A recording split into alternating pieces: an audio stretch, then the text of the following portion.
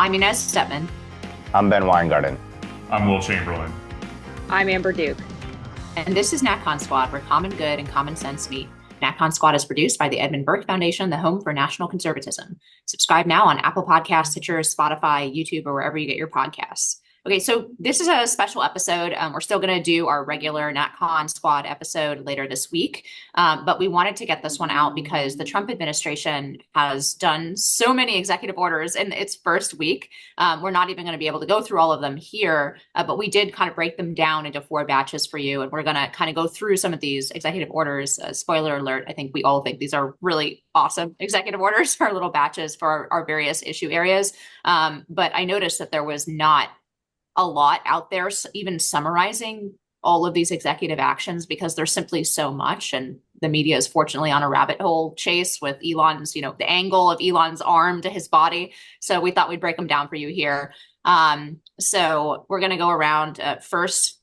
Will is going to talk us through some of these DEI or anti-DEI executive orders. Amber is going to talk through what the Trump administration has done executive order-wise on immigration so far. Ben is going to talk us through weaponization of federal government, censorship complex, all of that stuff. And then finally, I'm going to close it out by talking about some really important EOs related to the federal workforce and for those of us in this podcast, the deep state, the administrative state, and how we're dealing with people who work in the federal government. So with that, I'll hand it over to Will. Yeah. All right. So I'm tasked with a couple of executive orders I'm going to focus on. There might actually be others that I haven't fully gone over, but I'm looking at 2 primary ones. The first is ending radical and wasteful government DEI programs and preferencing, and then the second is defending women from gender ideology and extremism and restoring biological truth to the federal government, both what the left would call culture war issues. But, as somebody pointed out, the way that these culture war issues seem to work is that the left does something absolutely crazy, the right objects, and then the left is like, hey, why do you care so much about this? What are you, some sort of nerd? In reality, what's going on here is the right sort of finally getting itself together and putting a stop to the federal government behaving in really bizarre ways. So first off, of the DEI programs, I mean, this executive order is going to basically eviscerate anything DEI related in the federal government. It orders agency heads to get rid of their DEI programs. It orders them to figure out if the DEI staff is it orders them to put all the DEI staff on administrative leave and ultimately come up with a plan for their termination. And it also orders them to figure out if any of the DEI staff are burrowing in, trying to disguise what their job is and do something that is vague so that they continue their DEI work under another name. It's clearly the product of a very good amount of thought. I think one of the things you'll consistently see through the span of the executive orders we talk about today is that the people behind the Trump administration did not waste their time over the past 4 years figuring out what they wanted to do with the executive branch if they got back into power. The joke being that, actually Project 2025 was real, right? All the work that went into preparing that was actually, geared towards something. I mean, the fake thing about Project 2025 was that, every single thing was going to be adopted as an administration policy. Obviously not, that there weren't going to be things in there that were unpopular and that the Trump administration would scratch, but there was going to be obviously plenty of preparation done, and some of that was going to be used quite obviously. And so this is an example of something that is used, and I think most people would think is a good thing. And I mean, what is the end result of this going to be? Well, the DEI program is meaning all these, you're going to have a massive decrease in headcount in the federal government. Ultimately, some of these people might have to have their salaries paid, but whatever, they're not going to be able to do it. And it's going to be across agencies. So this is, this is state, this is DOD. Everywhere that we think about DEI being annoying, it's going to be just basically unlawful or really against, government policy and against regulations for anybody's staff there to be doing any of this kind of work. And so you end up seeing a return to merit-based hiring, a return to merit generally. And it's probably, it also the Department of Education, we're going to end all this stuff. So it's going to be very, very good in terms of the functioning of the government and getting woke out, and everybody who would complain about this sort of thing is the kind of person you don't want staff in the federal government anyway. They'd be much happier in the private sector. Well, I don't know, maybe they're not even productive there, but we'll just say they should find a way to actually be productive with their time. The Defending Women from Gender Ideology and Extremism EO is also very impressive. It's written by somebody with a pretty sophisticated understanding of what exactly the left was up to. because essentially it grapples with exactly what the left's arguments are about gender identity, the idea that the notions of gender are fluid. And it gets that the idea is not to say that there are only two genders, but rather that the whole idea, the fact that you've made this argument about gender being this continuum with all these different identities means it can't be used by government to do anything, means it should be ignored.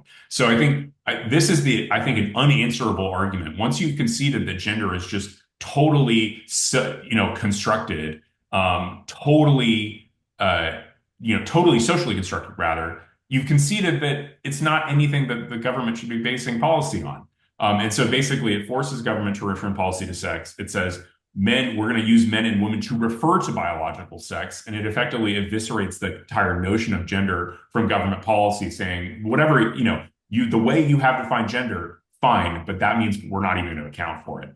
And the end result of this obviously is going to be like the end of government accounting for transgender individuals. It also, one of the interesting things this executive order does, that it takes square aim at Bostock. It kind of strongly suggests that Bostock was wrongly decided. It says that basically the previous administration wrongly suggested that Bostock required single-sex spaces to make accommodations for transgender individuals. Trump is saying, no, it doesn't, which kind of creates an opportunity for another challenge to Bostock by the back door. And I think, honestly, 7 years later, or I don't know exactly how long it's been since Bostock, but there's a good chance that that'll get reversed. So anyway, I think these two are obviously very productive. Will actually have dramatic effects on the way the government functions. And I'm curious to see what you all think about the DEI gender push. Yeah, so first of all, the shout out to the very sophisticated person who wrote this that you're referring to, Will, is my former boss at Independent Women, May Mailman. And you're right, like obviously she's extremely familiar with all of the ways in which sex has been redefined in federal law. And this is really, really tightly written to stop that from happening. I disagree slightly with what Bostock said. I don't think there's actually a contradiction with Bostock, but we'll leave that debate. I feel like we've even had it on here several times, but I would like to see Bostock challenged and overturned, but I think it's narrower than the left wants it to be. But yeah, so clearly this EO is written squarely at blocking what the left did in the last Biden administration, but also in the Obama administration, which is redefining the word sex in various pieces of civil rights law. So we've talked about it in Title IX, redefining, and that's the single sex spaces, sports, everything else, even though they try to block off sports. But the logic of the EO and of their definitions and of the way that the federal government was litigating in court against states all pointed to the fact that this applied to sports, but also within the employment context. So there are federal agencies that deal with employment discrimination. And so one of the things that was a little undercovered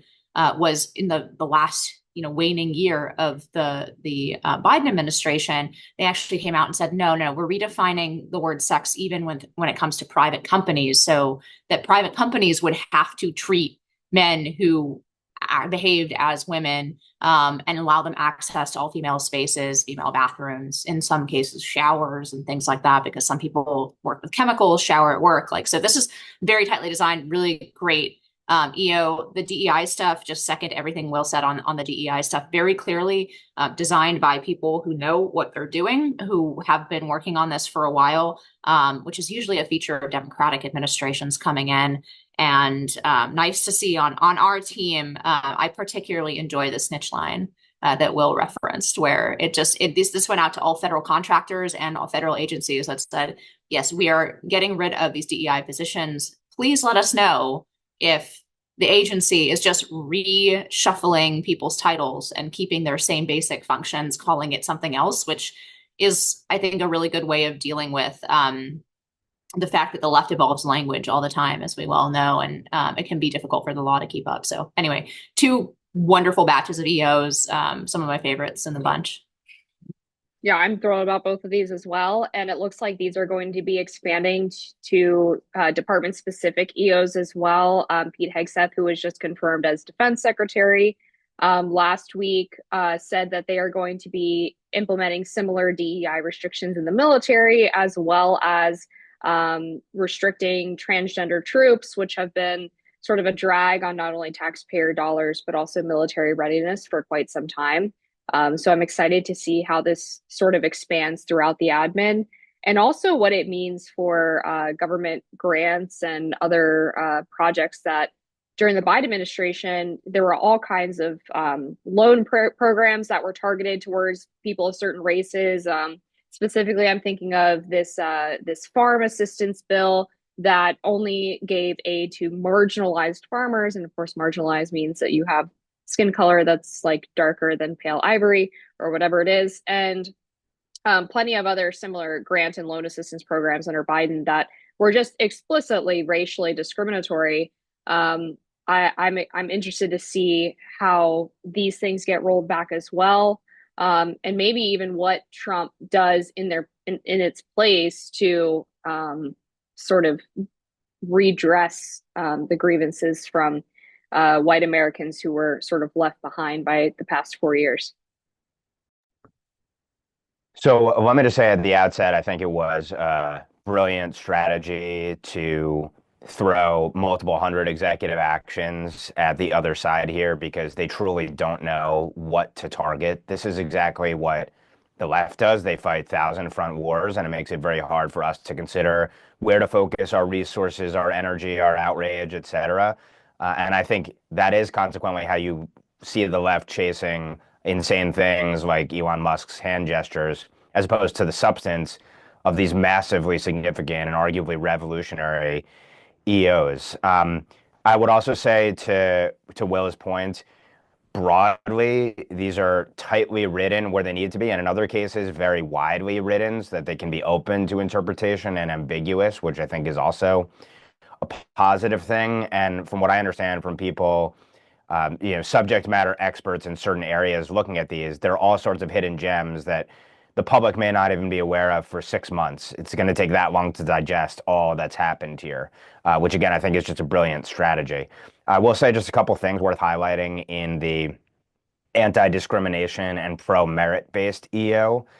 There are references to grants in there, and I haven't located the specific language, but I'm pretty sure you're going to see a curtailing, obviously, under the EO of funding to the tune of probably millions, if not tens or hundreds of millions of dollars towards woke DEI-based programs. And federal funds are oftentimes the lifeblood of all of these industries and complexes that are built on the outside. So that's really significant to dismantling the infrastructure that exists as part of the whole of society woke plans that the left has enacted in recent years.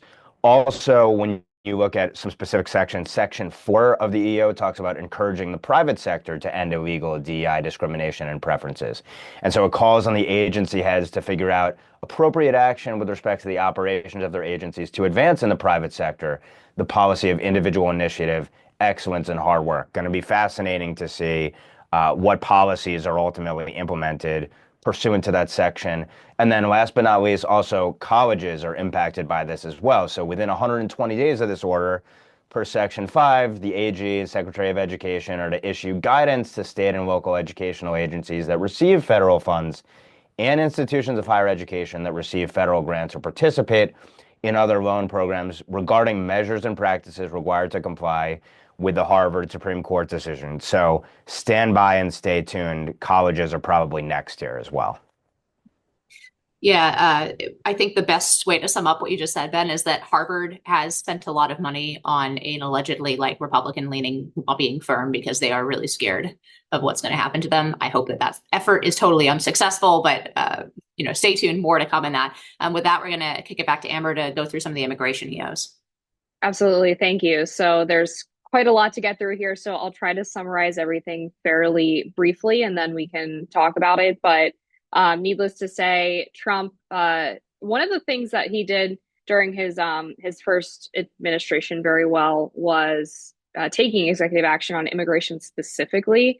And he reinstituted a lot of the same executive orders while also rescinding a bunch of the ones that prevented or prohibited border security from taking place under the Biden administration, but then also went a few steps further. And in one of the biggest executive orders, basically defined what the 14th Amendment actually means in reference to birthright citizenship. They believe that they have the correct interpretation, not the one that has been sort of loosely defined by the Supreme Court in a past case, but a lot of the current justices have not really opined on it, which is pretty interesting for when this sort of inevitably gets up there. But this EO basically says that subject to the jurisdiction thereof does not just mean someone who is on American soil and therefore subject to American laws, but is also not allegiant to a foreign power. So it's more of a narrower definition, and they view it as the only people whose children can be granted birthright citizenship, meaning they are conferred citizenship automatically after being born on American soil, are children of at least one legal citizen or at least one legal permanent resident. So people who are on temporary visas, green cards, etc., do not qualify, and certainly illegal aliens do not qualify. This is a prospective rather than retrospective EO, so people who already have been granted birthright citizenship would be grandfathered in effectively. But anyone who was born after, I think it's a couple of months that it takes place, maybe, or sometime in mid-February, anyone born after that in the US to parents who do not qualify would not be granted automatic citizenship. So that's really the biggest one, I think, because according to a preliminary analysis from the Center for Immigration Studies, there were an estimated 250,000 children of illegal immigrants that were granted U.S. citizenship in the last year alone across the entire Biden administration. It could be, a million plus individuals who were able to become effectively, quote unquote, anchor babies. Because once these individuals get citizenship, then we have chain migration, diversity, visa lottery, all of these ways that they can end up eventually bringing their family members in. So it's just a massive pool and loophole for illegal aliens to take advantage of the system, not to mention the national security threat, by the way, from Chinese nationals and others who would like to have people with U.S. citizenship deployed as spies within our borders. So huge, huge problem. I'm glad that Trump is addressing it. This was initially blocked by a judge in Seattle, federal judge in Seattle. The DOJ is going to appeal it. So I think it ultimately will end up at SCOTUS. And then just quickly through a few of the other ones, there's going to be enhanced vetting for visa applicants through the Department of State and DHS, as well as those who are already in the country. They are issuing a national emergency at the southern border, which allows them to deploy military resources to help secure the southern border. They're going to review some of the trade agreements with Mexico and Canada, and they are setting new enforcement policies related to the southern border, including expanding the use of expedited removal. They have shut down the CBP One app. They are limiting humanitarian parole as well as refugee programs, and denying access to federal funds for sanctuary cities, as well as a few other items. And then they reversed, as I mentioned, some of the Biden EOs, including a reunification of families task force, restoring faith in our illegal immigration systems is what one of them is called, and a bunch of other interesting things on refugees and whatnot. So it's pretty comprehensive. There's probably still more to be done. I know recent polls show that a majority of Americans still want to build the wall. But I think it's a pretty good primer. And we've seen the mass deportations already starting with close to 1,000 per day now being deported from the United States, mostly criminals, in addition to crossing the border illegally, people who have actually committed a crime in the US or in their home country. So far, so good. Great start. I'll toss it to the group. Yeah, just a brief note on birthright. I mean, I personally, I think I like their jus soli system. I like it's a new world system, right? Most Latin American countries have the same birthright citizenship. Europe notably does not, right? Europe is citizenship by blood. And so this is something that's part of the unique history of the United States. That being said, I think this is a good question to reopen. This EO is very clearly designed to kick up a bunch of these questions, to talk about one, whether Wong Kim Ark, that case from the 19th century, was correctly decided. And if it was correctly decided with regard to legal immigrants or people with temporary legal status, then what about illegals? Because there's literally just a footnote that we've assumed for all these years that this birthright citizenship applies to people who are illegally in the country. That's just been the assumption under law, but there actually isn't really any precedent on point on that. So that's an opportunity for the Supreme Court to consider that specific point. And just in terms of like a heuristic, which I hate that word, but that I've been using to try to start thinking through these different categories of visas and where birthright citizenship ought to apply or ought not to apply. I think a good way to think about it is whether or not you were invited to be part of the US body politic, right? And I know there's hundreds of different categories probably of visas, but like, I think a good way of thinking about it is, were you invited to be here to join the American people? And therefore, like in inviting you, we have, assumed that your family would come with you, that your future children would be American, et cetera. Or have we not? Are you in some way temporarily here, passing through, or in active contravenance of our laws and here against our laws, right? I think it's a pretty good way to start sorting through some of those topics. Anyway, other stuff, I like just a little tidbits that I've been picking out from the news on this recently, like the fact that a bunch of excess IRS agents that were hired by the last administration have been sent as part of the declaration of emergency on the border, have been sent to go help Border Patrol on the border. I enjoy the fact that the IRS agents are being sent to the border to be helpful for once in their lives. And then also that some of these raids are looking at immigration nonprofits, illegal immigration nonprofits, like they are going to groups that are actively aiding people in breaking the laws of the country. It just, all of it again in this category shows an enormous amount of preparation of people who really know what they're doing. Just great to see.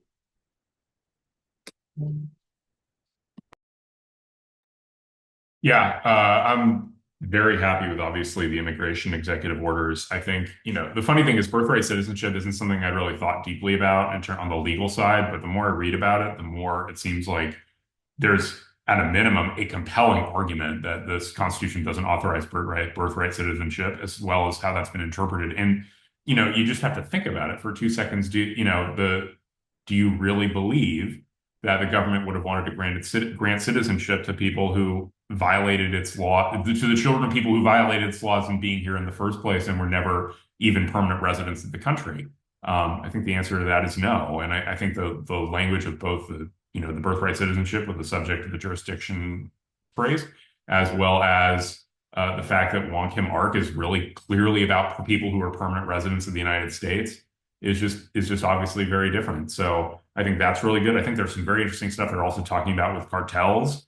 They are looking to designate them as foreign terrorist organizations if it makes sense to do so. And they're also looking at invoking the Alien Enemies Act, which apparently will provide kind of a streamlined deportation opportunity. So there's a lot going on that's good with the immigration executive orders.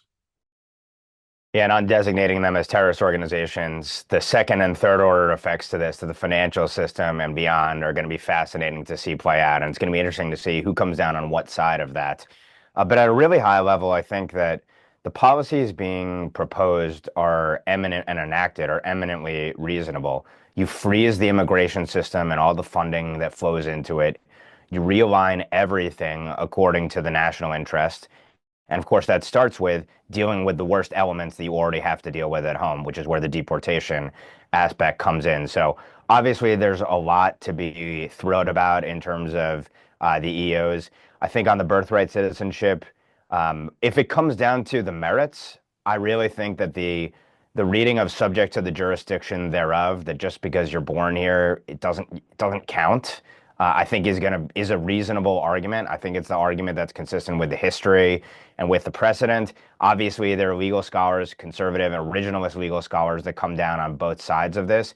I'm scared that Justice Roberts and the institutionalists of the Supreme Court are going to come down wrong to protect the institution and not the Constitution in this, but let's see. Technofog, by the way, has a really good write-up summarizing both sides. I'd urge people to check out. I'd also urge people to check out the Trump Justice Department's argument on this, which I think is really reasonable in the Washington court. Beyond that, I would just say it's worth noting just how much more effective the immigration policies and the implementation have been this time than last time. At least as I recall it, and obviously this is framed by the way that the media portrayed it at the time. Basically in Trump 1, you had the quote unquote Muslim ban, and that sort of killed all of the momentum at the start of the administration, and the press used it to stigmatize and tar and toxify it, and it bogged everything down. You haven't had that happen this time around, and I think it's because of a lot of the lessons learned last time. The last point I make really briefly is just hopefully the birthright citizenship fight gets to the SCOTUS, and in my view, I hope the administration side prevails there. I also hope that we get there ultimately with, if not through executive action, hopefully legislative action, not only on limiting voting in federal elections to citizens, but beyond that also, again, as I've harped on before, not counting illegal aliens and any non-citizen in the census for purposes of apportioning seats and allocation of federal funds. If that can be scrapped before the next census, it'll make a massive difference and remove a substantial amount of foreign election interference from our system. Absolutely pivotal that it gets done, in my view, while Republicans have trifecta control. And with that, I'm going to kick it right back to Ben to talk about the next category of EOs. Right. So one of the other key kind of buckets of EOs that I identified in looking through these orders is sort of all things weaponization and hyper-politicization of the federal government. And I think there are a few areas that are narrow but still incredibly broad where the administration has taken pivotal first steps towards correcting and really, I think, starting the beginning of the end of the war on wrongthink that really exploded, by the way, with January 6th and the exploitation of the Capitol riot to justify the whole war on wrongthink. And I'll return to that in a minute. But there are a few different EOs here that are relevant. One is an EO ending the weaponization of the federal government. And as with all of these, first the administration opens kind of citing the abuses and the corruption that we've seen, and then it proposes the remedy.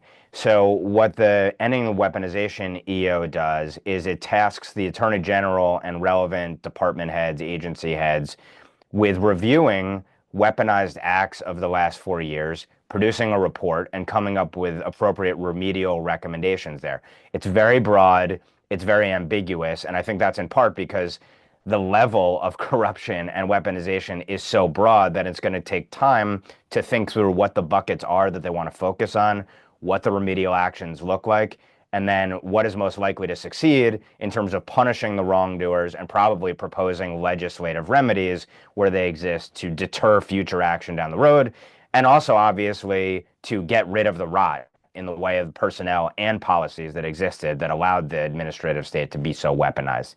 The bifurcation is between weaponization really of the law enforcement apparatus, civil and criminal enforcement on the one hand, and then the intelligence community and the national security apparatus. So the order also tasks the Director of National Intelligence with doing the same, reviewing weaponized acts of the intelligence community over the last 4 years, and then coming up with a report and remedial action to be taken there as well. The devil is going to be in the details with all of this, but obviously the first step towards accountability and correcting is the transparency that these reports will show, and then the recommendations that the AG and the Director of National Intelligence are going to set forth. There's also an executive order on restoring freedom of speech and ending federal censorship, which I briefly talked about last episode. And what this does is, again, sort of twofold. One is it says that federal agents, offices, et cetera, cannot be in the business of engaging in or facilitating the abridging of freedom of speech or using federal resources or federal dollars towards that end. Obviously massive if you take the personnel, the policy, and the money from the federal side out of the censorship industrial complex. It's essential to shaking its very foundations. And then that it also calls for a probe and, again, remedial action to be taken there of the complex's activities during the 4 years of the Biden administration. So we'll see what happens there in the way of potential punishment and future policies. The kind of correcting of the war on wrongthink even goes global to some extent. The administration, among the many dozens of rescissions or revocations that the administration inked on day one, was one on Executive Order 14115, which I've talked about before, which is based in this Biden administration progressive view that Jews in Judea and Samaria, the biblical homeland of the Israelites, are engaged in violence against the Palestinian Arabs. And so it allowed, and the Biden administration did, sanction an ally, Israelis there, pursuant to this EO, destroyed them financially, simply essentially for disagreeing with the Biden administration's plan to create a Palestinian state. That executive order is gone. So the weaponization of the federal government against our allies abroad is gone as a consequence of the pen stroke of the president. And then last but not least, we could talk about, obviously, ad nauseum, the pardons and the ending, for example, of the prosecutions of pro-lifers pursuant to the FACE Act, pardoning those largely nonviolent people persecuted pursuant to the FACE Act, and then obviously the January 6th pardon as well, which kind of puts a bow on it. If January 6th and the war on wrongthink, the launch of it was catalyzed by the Capitol riot, the pardoning of those associated with it, and in part providing restitution and starting the process towards ultimately holding the J6 persecutors to account, which the House Judiciary Committee is likely to be involved in, is massive in terms of beginning the end of the war on wrongthink. So that's kind of how I see it. There's a lot there to cover. Happy to turn it over to the group for your interest in any or all of this executive actions and what you think the consequences are going to be. Yeah, I wanted to grab the FACE Act pardons because what's interesting about that is in the almost immediate aftermath, I think it was one day later, the Department of Justice actually put out a memorandum indicating that they were going to be severely limiting further prosecutions or future prosecutions under the FACE Act to basically extenuating circumstances where the blockage of access to a clinic or a church or what have you actually led to significant property destruction or harm or to someone's physical body or death or something of that nature. And they also specifically called out the fact that the FACE Act in previous years has only been used against pro-life activists and not against, for example, the people who post overturning of Roe v. Wade went and tried to block people from getting access to mass at Catholic Church or graffitiing churches or whatever else they were on about throughout that basically entire end of that summer.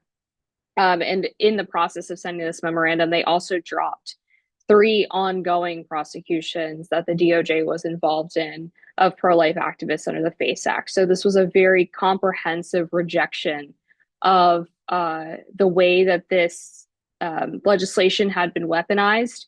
And we've seen some Republicans in Congress propose actually repealing the law entirely because of the way it's been used specifically to go after pro-lifers, while the little church addendum that the left threw in to sort of make it acceptable to the right has gone completely ignored. Yeah, I think on the side of weaponization, I mean, it's the J6 pardons that are obviously the biggest one. We talked a little bit about this last week too, but I'm noticing that something that's happening that's annoying me in conservative media a little bit, especially in conservative elected officials, is that they're getting very heavily challenged on like the pardons of the people who did the most objectionable things. Like, so there are a couple of people who like hit cops, for instance, and they're like, well, how can you possibly pardon someone who hit a cop? It's like, step back for a second. The left would have no problem with this objection, and the answer is obvious, right? And it was what I talked about last week. None of these people got fair trials. They all were tried in DC, and almost all of them made change of venue motions to get out of DC to be tried by a jury of their actual peers. The DC courts, in their infinite wisdom, decided that like a city that voted 95% Democrat was a perfectly fair place to try Republican political activists. And I mean, really, the only corrective for that is a pardon. And I think that's part of it. There's a lot that needs to be done in DC in terms of probably an automatic right of removal. But I still think it's one of the most important things, and it frustrates me to see Republicans struggling to answer these questions. And moreover, I think there's another point that I made today. Trump didn't hide the fact that he was going to pardon these people. It was part of the campaign, and the Democrats made protecting democracy a part of the campaign, and the American people issued their verdict on that. There really shouldn't be any, like the fact that the Democrats are all lining up like, we're going to condemn the pardons. Like, this was a platform plank. If it worked to condemn them, the American people would have voted against Trump. They didn't. Yeah, I mean, in terms of dropping some of these charges, and it's not just in the January 6th context, like cases, for example, even in OCR in Department of Ed, there have been cases like book ban hoax cases, right? That were being brought up, or ways that various memos of all kinds of Republican or frankly, like just moderate or not leftist action, right? In the same vein as declaring parents who are showing up at school board meetings, domestic terrorist danger with that memo that circulated in the FBI. All of that stuff in various departments is being undone or has been undone as we speak. So again, a very, very well prepared administration. I'm going to go ahead and move to the next batch of EOs. Which are dealing with the federal workforce and with the civil service. So this has been a long time coming. We have had basically a century of extremely elaborate protections for civil service employees.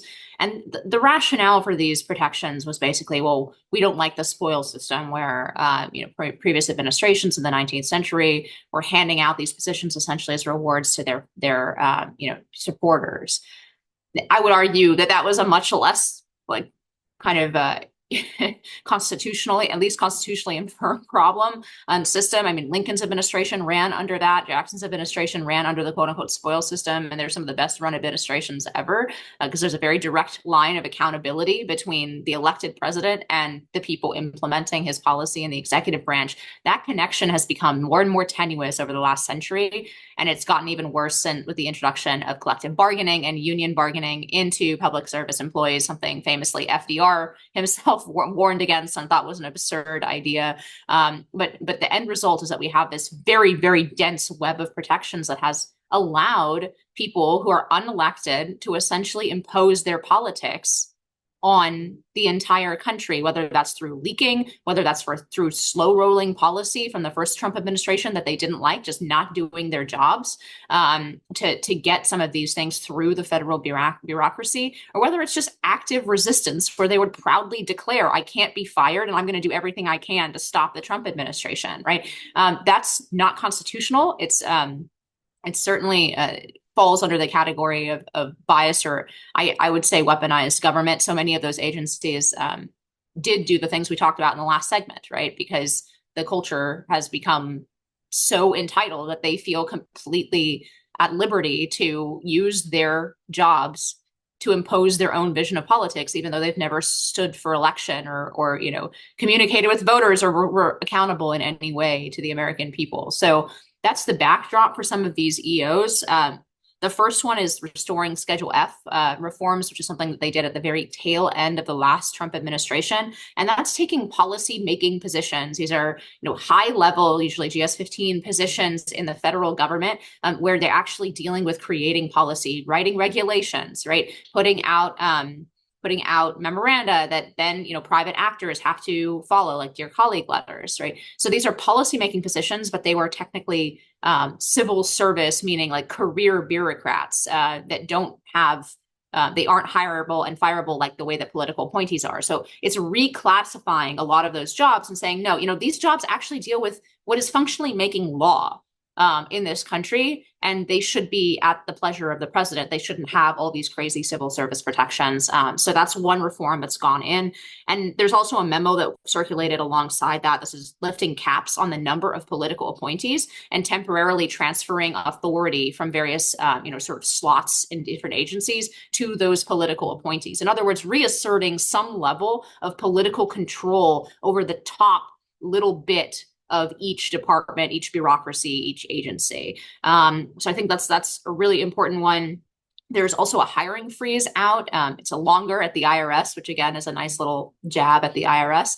But there's a hiring freeze out until, and the question has been sort of referred to the DOGE department, until the Trump administration can come up with a better merit-based way of hiring. This is part of getting rid of the DEI stuff that we talked about in the first segment, but also moving to a more merit-based system to begin with. Like, for example, in the federal system, there are huge numbers of points assigned to various like sort of useless like master's degrees and stuff that are you essentially get more points in their very complex hiring system and promotion system if you do these degrees than if you have the actual hard skills that might be necessary. So getting rid of some of those preferences is on the table. And then finally, they're bringing in everybody in person, which has caused much screeching and wailing and gnashing of teeth in Washington, D.C. And I just want to say a word about this. Like, I work from home. I think working from home is great. I know that there's sort of a debate now after COVID with private companies who are trying to get people to come into the office and people, especially with family obligations, who don't want to do it. And so there's this back and forth. It makes absolutely no sense in the context of the federal government and the employee system that they have there, because you can't fire people. It takes 2 years to fire somebody for the most egregious of like just not doing their job. Okay. They had to pass an entire act in 2017 through Congress so that just to cut some of the red tape to be able to fire people who are sitting on government computers watching porn during work hours. So there's no accountability at all, and there's no ability to fire people. So to the extent that work from home is possible and with people who are, responsible and doing their work, it's totally impossible in the federal system right now because you can't fire people for not doing their work. So I just want to throw in that context in terms of bringing people into work. Personally, I would gladly acquiesce to a bunch of federal employees working from home if they're able to get fired like every other worker who is at will in America, but they're not. So right now, eminently reasonable for the Trump administration to have them come in every morning, as many Americans have to do in their private sector jobs. So overall, really good first steps. Some of this is going to have to be legislative ultimately, and there are more steps coming, especially from Russ Vogt at OMB, but really, really good starting to get a handle on the deep state, on the administrative state, and restoring political control.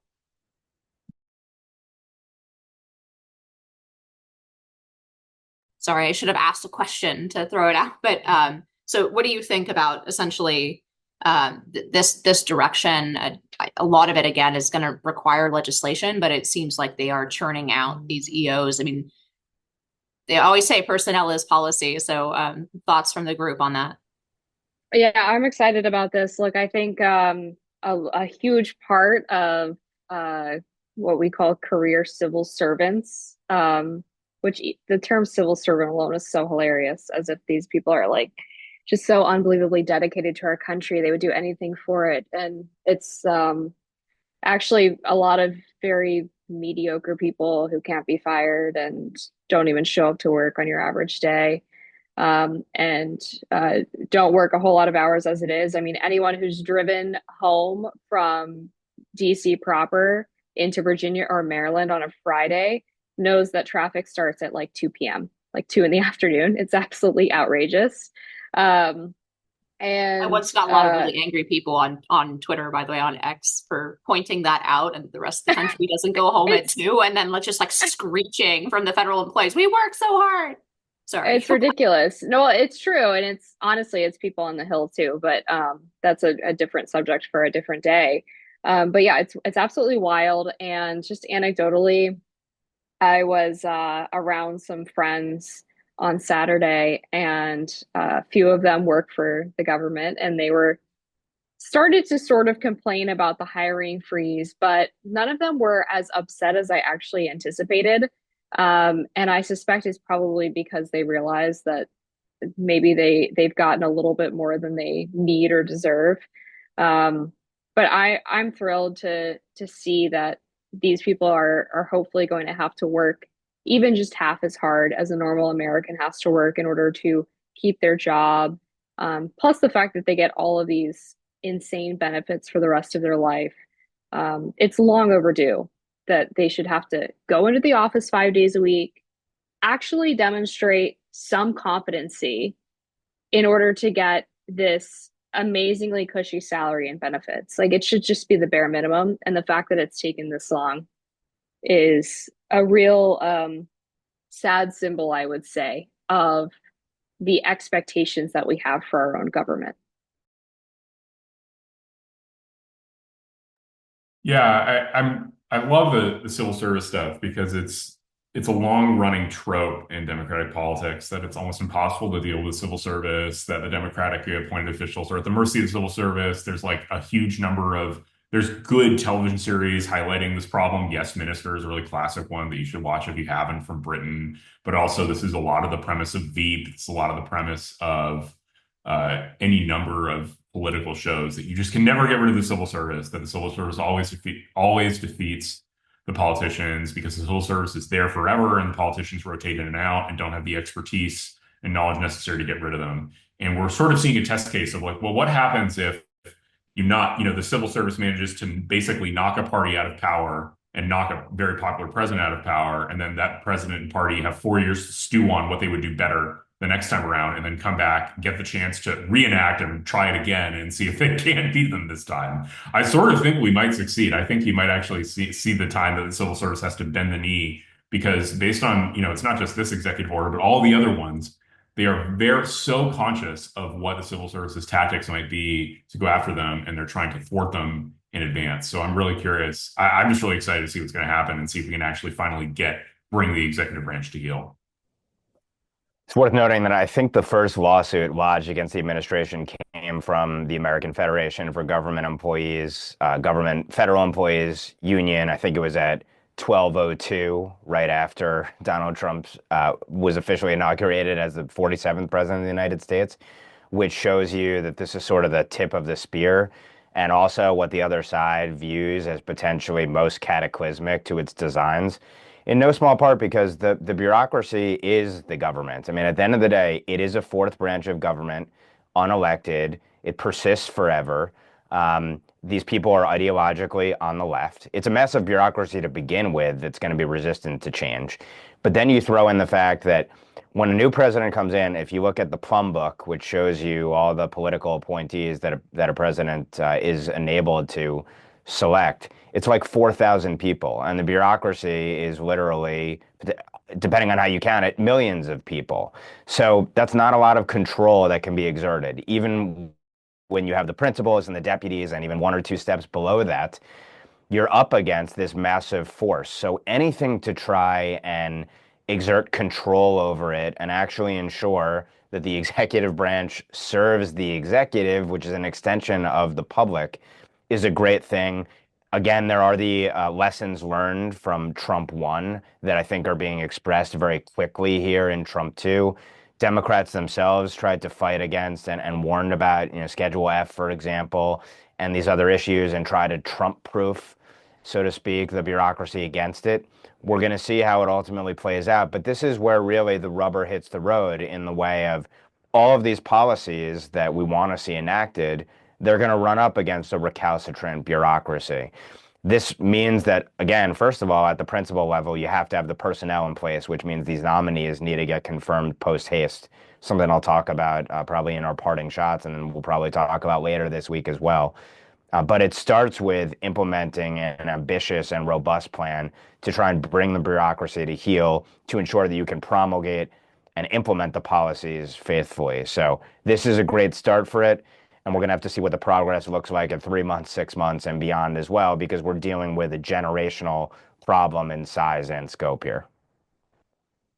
Yeah, so with that, I think we'll go to what I'm going to call additional thoughts. I don't know if it's our final thought segment, but if there are any stray EOs from other categories, we haven't even covered a quarter of the EOs here. There are a ton of them, but I hope that you've enjoyed some of that. At least some of the topics that we found the most interesting. But if you have any stray ones, this would be a good time to throw them in. I will kick off with just a couple thoughts. One, a lot of this needs legislation underneath it to make it stick, right? The Trump administration can only do so much. They can create a wonderful executive branch, and they're doing, just beyond the job I could have hoped for in my wildest dreams for their first week in terms of these EOs. But this stuff will not survive to the next administration unless it's buttressed with legislation in a lot of cases. So again, I'm just throwing out this idea. I hope it catches on. I really think I would love to see the Republican-controlled houses of Congress do an up or down vote on enabling legislation for every one of these EO categories. separately, let's see like how much of the Republican Party is on board for the Trump agenda and how much of it is still in opposition to it. I would really like to see that happen. And some of it hopefully would be enacted, and some legislation is better than none in terms of going into the next administration. And it would be very edifying in terms of seeing who is for or against a lot of these great ideas coming out of the EOs. And then the second thing, I know I'm like very happy. I think we're all very happy. Very optimistic time for NatCon Squad. There is this underlying anger with how easy a lot of these things are. Yes, it's required. It has required a lot of expertise, and I'm very impressed that they've coordinated as much of this expertise as they have.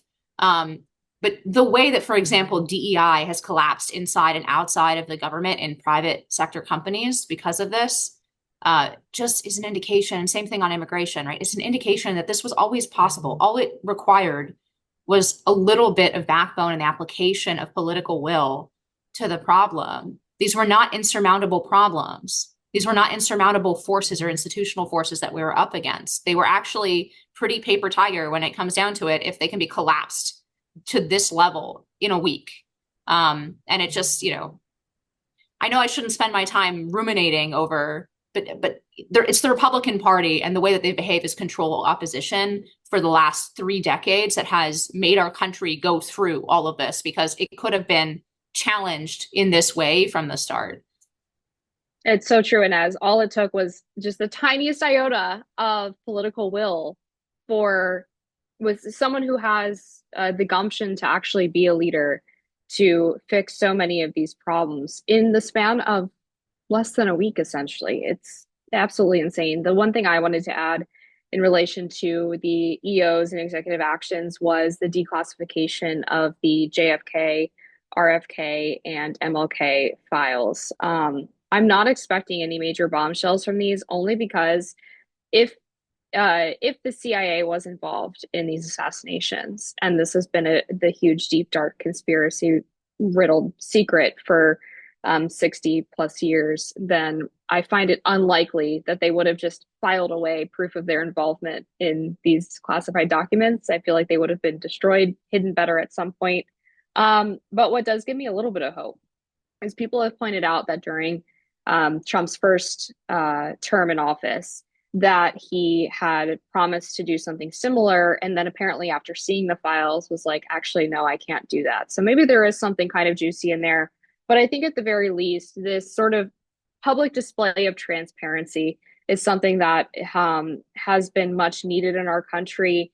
Hopefully, this can help restore a little bit of trust in institutions in a way that they deserve, right? Because they would actually deserve it if they were transparent about things like this. Maybe trust in the executive would increase before actually the institutions and Congress and all of that. But I think the American people deserve to see these files. It's long overdue. Again, it's been 50, 60 years. Let's see them. Let's, I would say put it to bed. But again, I already said that I'm not sure that what really happened is going to be in there, but it's a good start. So a couple EOs that we didn't touch on that are just enjoyable and also vital, obvious, common sense, and to the point that's been made, why hasn't it always been this way? Why haven't other presidents had the gumption or the will to do this? They clearly had the capability, and so that's maddening, and it shows you kind of the nature of the sabotage Republicans that have kind of persisted for so long, and that the sun is setting on, apparently. One of them is this freeze on foreign aid. It should be an obvious thing that any dollar to foreign aid and all of our foreign programs should be oriented around America's national interests, not other interests. And in the kind of explanatory language about the purpose of it, the EO notes that the U.S.